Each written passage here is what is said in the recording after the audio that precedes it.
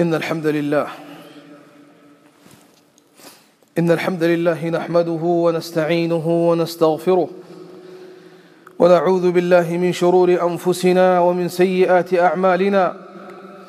من يهده الله فلا مضل له ومن يضلل فلا هادي له، وأشهد أن لا إله إلا الله وحده لا شريك له إقرارا به وتوحيدا. له ملك السماوات والأرض يحيي ويميت وهو على كل شيء قدير.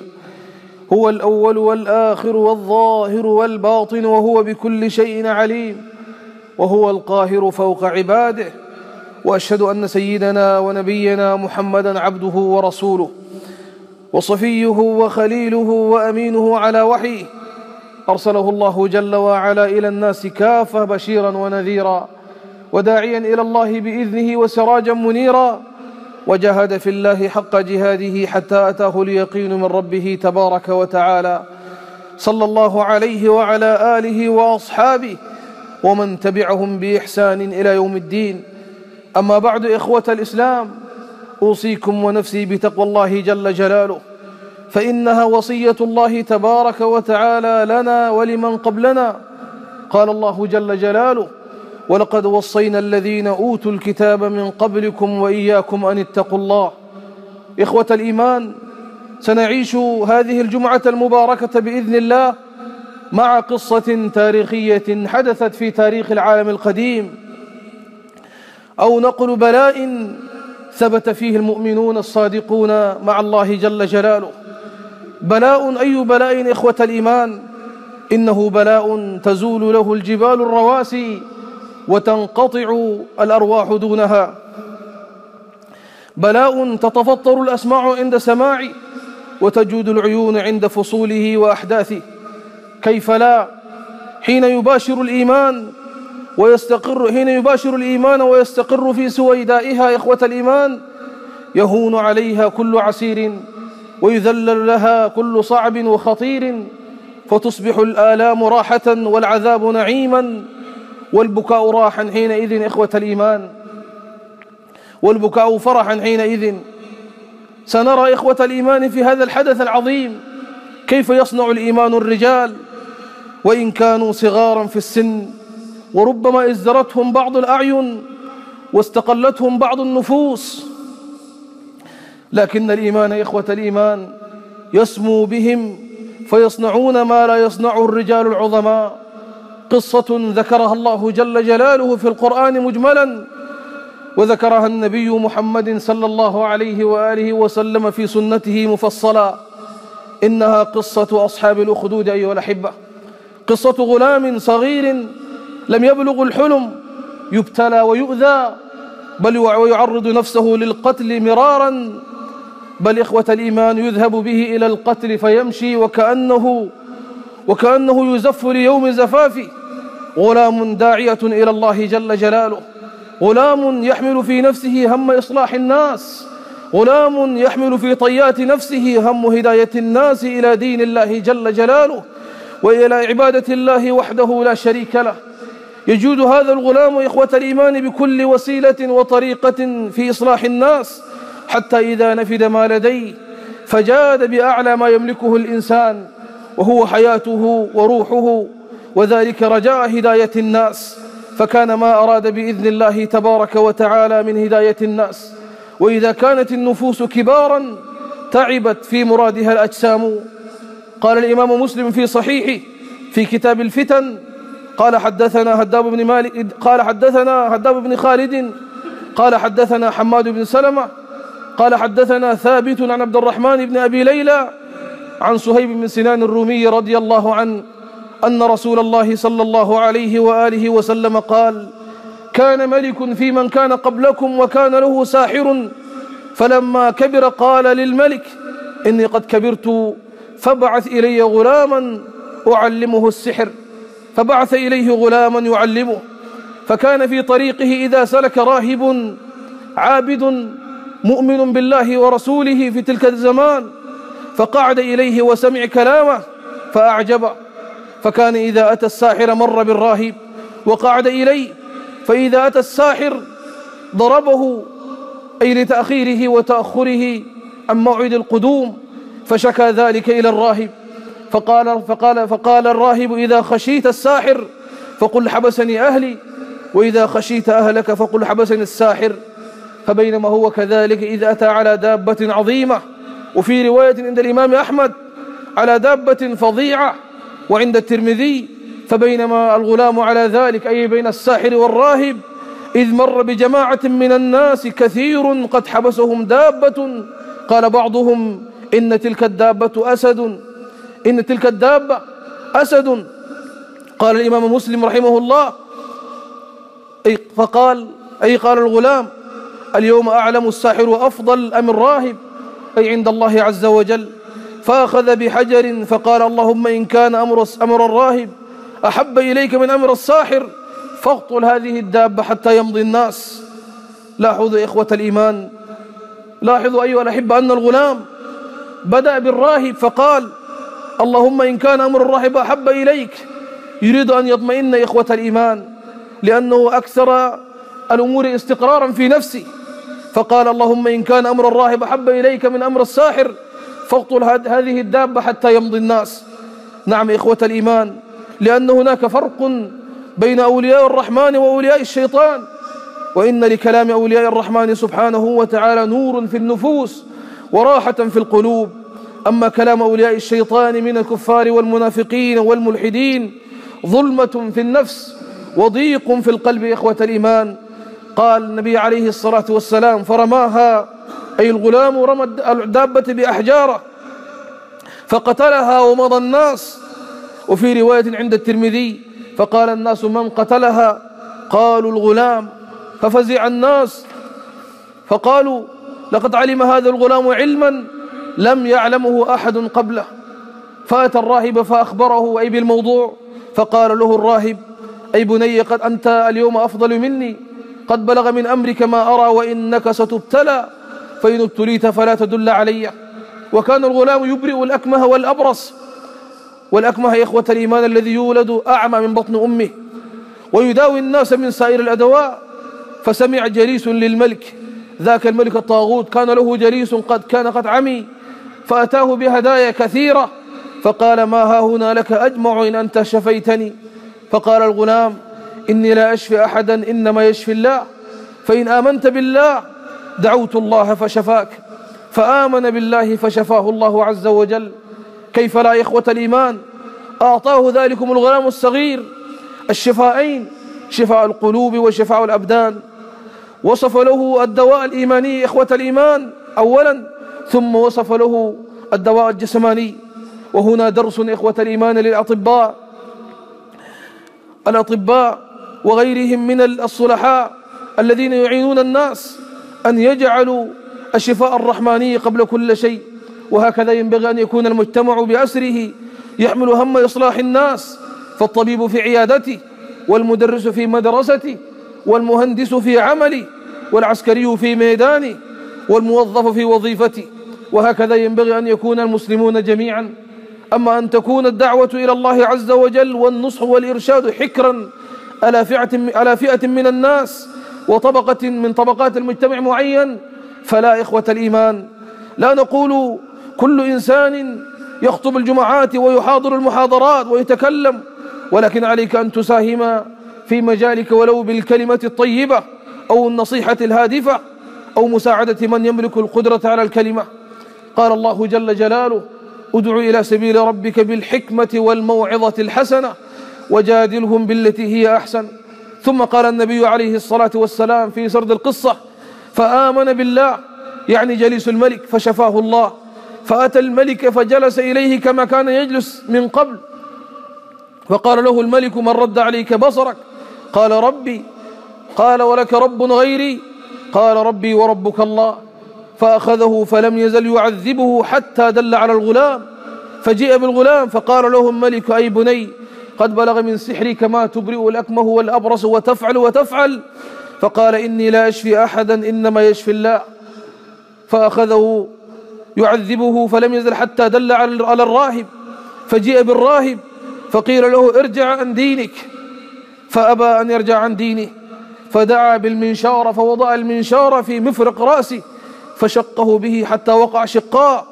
ثم جاء بجليس الملك فقيل له ارجع عن دينك، فأبى أن يرجع عن دينه، فوضع المنشار في مفرق رأسه فشقه به حتى وقع شقاء. إخوة الإيمان، انظروا لهذا البلاء العظيم.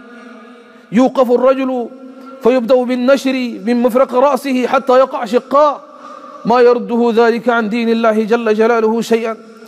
أي إيمان إخوة الإيمان بلغ بهؤلاء حتى صبروا هذا الصبر العظيم؟ فأين هؤلاء الذين يشق عليهم حتى المجيء للمسجد للصلاة مع المسلمين بضع دقائق من إخوة الإيمان؟ انظر يا أخي كيف كان يبتلى الناس قديما حينما يأتيهم نبي من الأنبياء فيكفرون به ويعذبون بل ويقتلون أحيانا، وكيف يا إخوة الإيمان أوذوا في جنب الله جل جلاله، ونحن نؤمر بأوامر سهلة ويسيرة على النفس، ومع ذلك تثقل علينا العبادة ويصعب أداؤها، وهؤلاء يقتلون بل ينشرون بالمناشير حتى يموتوا وهو سهل عليهم، لأنهم آمنوا بالله تبارك وتعالى حقا وقالوا ربنا الله. ونحن نؤمر بصلاة الفجر إخوة الإيمان مع الجماعة فيصعب علينا، فلننتبه يا إخوة الإيمان ولنراجع أنفسنا في ذلك.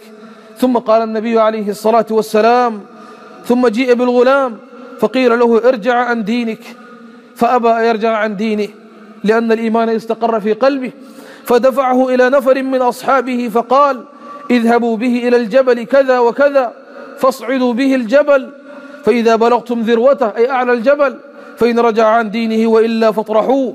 قال: فذهبوا به فصعدوا به الجبل، فقال: اللهم اكفنيهم بما شئت، فرجف بهم الجبل فسقطوا.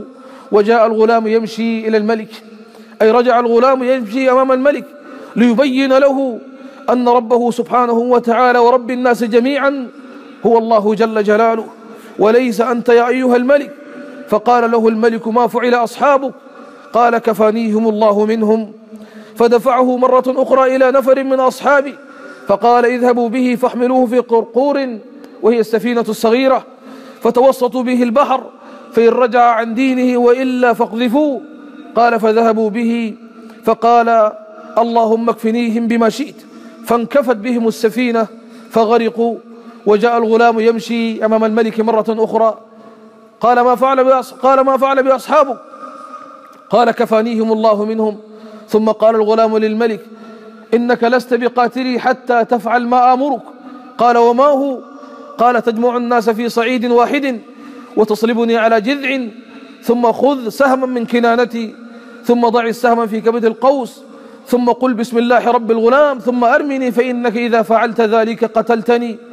قال: فأخذ سهما من كنانتي ثم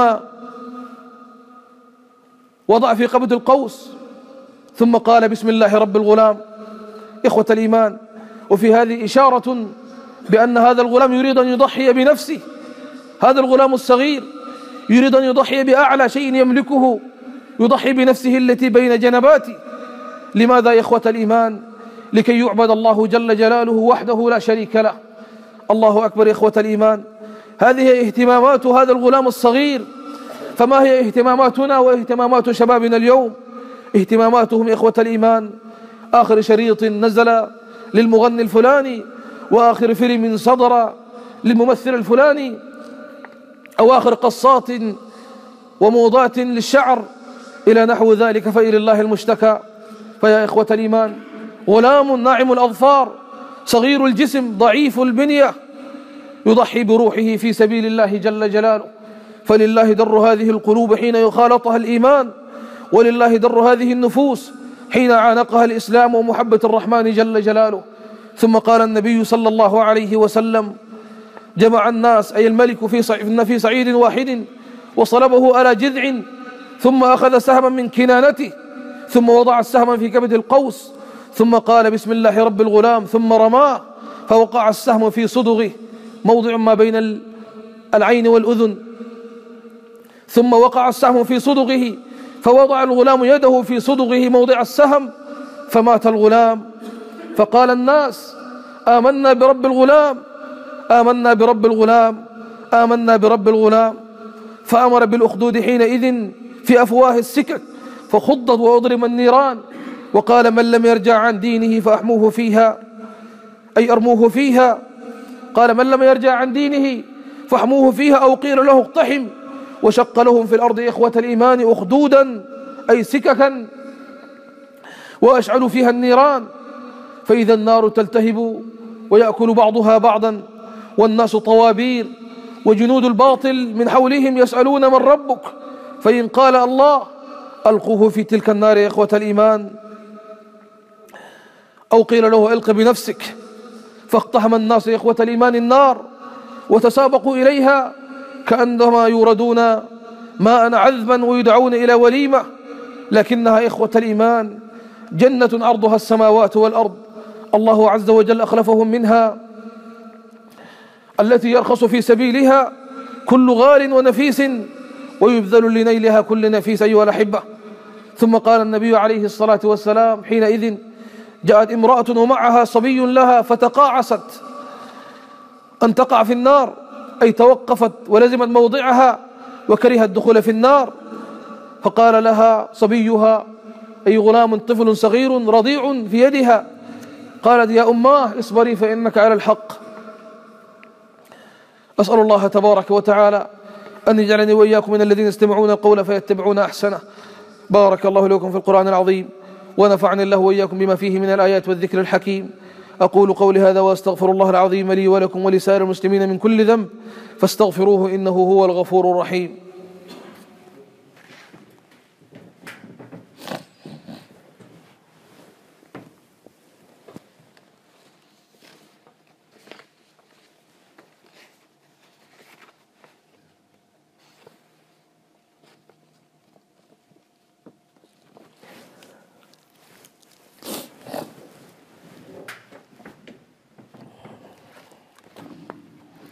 الحمد لله على إحسانه، والشكر له على توفيقه وامتنانه، وأشهد أن لا إله إلا الله وحده لا شريك له تعظيما لشأنه، وأشهد أن سيدنا ونبينا محمدا عبده ورسوله الداعي إلى رضوانه، صلى الله عليه وعلى آله وأصحابه. أما بعد إخوة الإيمان، اعلموا أن أصدق الحديث كتاب الله عز وجل، وخير الهدي هدي محمد صلى الله عليه وآله وسلم، وشر الأمور محدثاتها، وكل محدثة في دين الله عز وجل ضلالة، وكل محدثة في دين الله عز وجل بدعة، وكل بدعة ضلالة، وكل ضلالة في النار. إخوة الإيمان، هكذا كان البلاء، وهكذا كان صبر المؤمنين. وقال الله عز وجل في ذلك في محكم تنزيله في سورة ذكر فيها القصة مجملا، فقال الله جل جلاله: والسماء ذات البروج واليوم الموعود وشاهد ومشهود. أقسم الله عز وجل في مطلع السورة ثم قال: قتل أصحاب الأخدود النار ذات الوقود إذ هم عليها قعود وهم على ما يفعلون بالمؤمنين شهود وما نقموا منهم إلا أن يؤمنوا بالله العزيز الحميد الذي له ملك السماوات والأرض والله على كل شيء شهيد. إن الذين فتنوا المؤمنين والمؤمنات ثم لم يتوبوا فلهم عذاب جهنم ولهم عذاب الحريق. إن الذين آمنوا وعملوا الصالحات لهم جنات تجري من تحتها الأنهار ذلك الفوز الكبير. إخوة الإيمان، هكذا سجل هذا الغلام الصغير أعظم تضحية عرفها التاريخ، فقدم نفسه لإعلاء كلمة الله جل جلاله، ولكي يعبد الله وحده لا شريك له جل جلاله، فيموت كما يموت الشهداء، فلا يجد من ألم الطعنة إلا كما يجد أحدنا من القرصة، ويأتي يوم القيامة اللون لون الدم والريح ريح المسك، كما قال النبي عليه الصلاة والسلام عن الشهداء: ولا تأكل الأرض أجسادهم، بل حرم الله عز وجل عليها أن تأكل شيء من أجساد الشهداء والأنبياء، كما ورد ذلك عن النبي عليه الصلاة والسلام. وفي رواية الترمذي لهذه القصة قال في آخر القصة، قال النبي عليه الصلاة والسلام: فأما الغلام فقد دفن، أي لم يحرق مع الذين احترقوا. فيذكر إخوة الإيمان أنه ظهر في زمن عمر بن الخطاب رضي الله تعالى عنه، وإصبعه في صدغه في موضعه إخوة الإيمان السهم كما وضعها حين قتله. وساق الإمام ابن إسحاق في كتابه السيرة خبرا غريبا، ثم قال ابن إسحاق: حدثني عبد الله بن أبي بكر بن محمد بن عمرو بن حزم أنه حدث أن رجلا من أهل نجران كان في زمان عمر بن الخطاب رضي الله عنه حفر خربة من خرب نجران لبعض حاجته، فوجد هذا الغلام دفن فيها قاعدا أي جالسا، وضع يده على ضربة في رأسه ممسكا عليها بيده، فإذا أخذت يده عنها تنبعث دما. هذا في زمن عمر الخطاب إخوة الإيمان أكثر من 1000 سنة بينه وبين ذاك الغلام. قال فتنبعث دما، وإذا أرسلت يده ردت عليها فأمسكت دمها، وفي يده خاتم مكتوب فيه ربي الله، فكتب فيه إلى عمر بن الخطاب رضي الله عنه يخبره بأمره، فكتب إليهم عمر رضي الله عنه أن أقروه على حاله وردوا الذي كان عليه، ففعلوا ذلك فتركوه كما كان. إخوة الإيمان، إن مثل هذه القصص حينما نذكرها المؤمن حينما يسمعها يشحن إيمانه ويتذكر ويتوكل على الله عز وجل أكثر مما مضى. لقد قال الله عز وجل في ذلك: لقد كان في قصصهم عبرة لأولي الألباب ما كان حديثا يفترى ولكن تصديق الذي بين يديه وتفصيل كل شيء وهدى ورحمة لقوم يؤمنون. أسأل الله تبارك وتعالى أن يقوي إيماننا بالله عز وجل، وأسأل الله عز وجل أن يجعلني وإياكم من المتوكلين عليه سبحانه وتعالى، إنه ولي ذلك والقادر عليه. عباد الله، إن الله وملائكته يصلون على النبي، يا أيها الذين آمنوا صلوا عليه وسلموا تسليما. اللهم صل على محمد وعلى آل محمد كما صليت على إبراهيم، وبارك على محمد وعلى آل محمد كما باركت على إبراهيم وعلى آل إبراهيم في العالمين إنك حميد مجيد. اللهم أعز الإسلام والمسلمين، اللهم أعز الإسلام والمسلمين، وأذل الكفر والكافرين، وانصر عبادك الموحدين في كل مكان يا رب العالمين. اللهم آمنا في أوطاننا، اللهم آمنا في أوطاننا، ووفق أئمتنا وولاة أمورنا، واجعل لهم بطانة صالحة ناصحة تدلهم على الخير وتعينهم عليه يا رب العالمين. اللهم انصر إخواننا المرابطين في سبيلك في الحدود يا رب العالمين. اللهم انصر إخواننا المرابطين المسلمين في كل مكان يا رب العالمين. اللهم انصرهم نصرا مؤزرا يا قوي يا عزيز، أنت على كل شيء قدير. اللهم أنت الله لا إله إلا أنت، أنت الغني ونحن الفقراء، أنزل علينا غيثا ولا تجعلنا من القانطين. اللهم أغثنا، اللهم أغثنا، اللهم أغثنا، اللهم سقيا رحمة لا عذاب ولا هدم ولا غرق يا أرحم الراحمين. وآخر دعوانا الحمد لله رب العالمين. فقوموا إلى صلاتكم يرحمكم الله.